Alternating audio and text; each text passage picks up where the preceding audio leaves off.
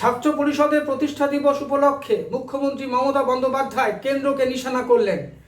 কেন্দ্র এবং তথা বিজেপি যে বাংলা ভাষাভাষীদের অপমান করছে, আজকে বাংলা ভাষায় কথা বললে তাদেরকে বাংলাদেশি বলে দাগিয়ে দিচ্ছে, তার বিরুদ্ধে অত্যন্ত তীব্র প্রতিবাদ করলেন মুখ্যমন্ত্রী।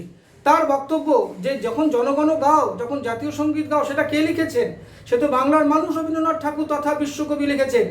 আজকে যখন জনগণ মন গাও, তখন কি একবারও মনে হয় যে কই বাংলা ভাষা বলে কিছু নেই? তবে আজকে তোমাদের নেতা বলছে যে বাংলা ভাষা বলে কোনো ভাষাই নেই। এরকম ধরনের মন্তব্য করার পরে কই তোমরা কি কোনো ব্যবস্থা নিয়েছো? আজকে সকলে আজকে বাংলাভাষী দেখলেই তাই খেদিয়ে দিচ্ছ। বিভিন্ন বিজেপি শাসিত রাজ্যে আজকে বাংলা বা বাংলাভাষী হলেই তাদেরকে ডিটেনশন ক্যাম্পে নিয়ে যাচ্ছে, তাদেরকে কোথাও গিয়ে হ্যারাস করানো হচ্ছে। এরকম পরিস্থিতি কিন্তু কিছুতেই বাংলা মেনে নেবে না। তার বক্তব্য যে বন্দে মাতরম কে লিখেছেন? বঙ্কিমচন্দ্র। তিনি কে? তিনি তো বাঙালি। রবীন্দ্রনাথ ঠাকুর কে? বাঙালি। মাইকেল মধুসূদন সে তো বাঙালি। আজকে এত মনীষী আজকে বাংলা থেকে আজকে নবজাগরণের সূত্রপাত করেছেন, আজকে সেই বাংলাকে, সেই বাঙালিকে আপনারা তিরস্কার করছেন, তাকে অপমান করছেন। দেখুন মুখ্যমন্ত্রী মমতা বন্দ্যোপাধ্যায় কি বললেন।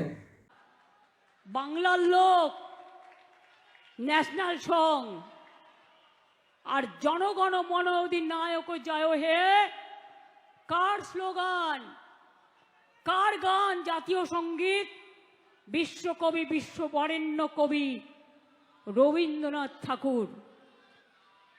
কই যখন জাতীয় সঙ্গীত গাওয়া হয় তখন তো জিজ্ঞেস করো না বাংলা ভাষা নেই? হ্যাঁ, বাংলা ভাষা বলে যদি কিছু নাই থাকে তাহলে জনগণ মন অধিনায়ক জাতীয় সঙ্গীত হলো কি করে? বন্দে মাতরম ন্যাশনাল সং হলো কি করে? জয় হিন্দ স্লোগান দাও কি করে?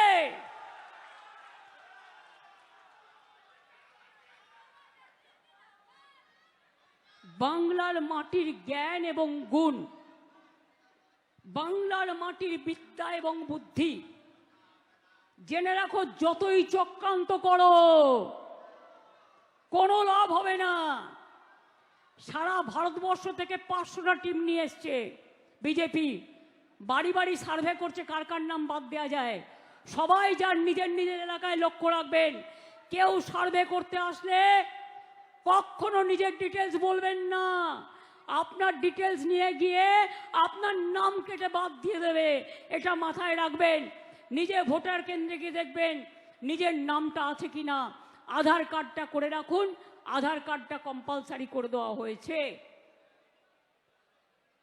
ললিপপ সরকার বিডিওদের ভয় দেখাচ্ছে, এসডিওদের ভয় দেখাচ্ছে, ডিএমদের ভয় দেখাচ্ছে, পুলিশকে ভয় দেখাচ্ছে, বলছে চাকরি খেয়ে নেবো, নয় জেলে পুড়ে দেবো। আমি বলি ইলেকশন কমিশন আসে আর যায়, তারপরে কিন্তু রাজ্য সরকার থাকে। ইলেকশন কমিশনের আয়ু ইলেকশন চলাকালীন 3 মাস। গায়ের জোরে এসব হবে না। ভান্ডারা কিন্তু আমাদের কাছেও আছে, যেমন লক্ষ্মীর ভান্ডার আছে তেমনি আপনাদের দুর্নীতির ভান্ডারাও আছে। খুলে দেব, ফাঁস করে দেব। পরিবারতন্ত্র করেন না অমিত বাবু। আপনার ছেলে ইন্টারন্যাশনাল ক্রিকেট বোর্ডের প্রেসিডেন্ট, রাজনীতি করলে তো তার কিছুই নেই। এ তো হাজার হাজার লক্ষ লক্ষ কোটি টাকার মামলা। কই, এটা পরিবারতন্ত্র নয়, এটা সমাজতন্ত্র। জিজ্ঞেস করুন। আমাদের ভিডিও ভালো লাগলে লাইক ও শেয়ার করুন, কমেন্ট সেকশনে গিয়ে জানান আপনাদের মতামত। আরও ভিডিও পেতে চ্যানেলকে সাবস্ক্রাইব করুন। প্রতি মুহূর্তে খবরের আপডেট পেতে প্রেস করুন বেল আইকন।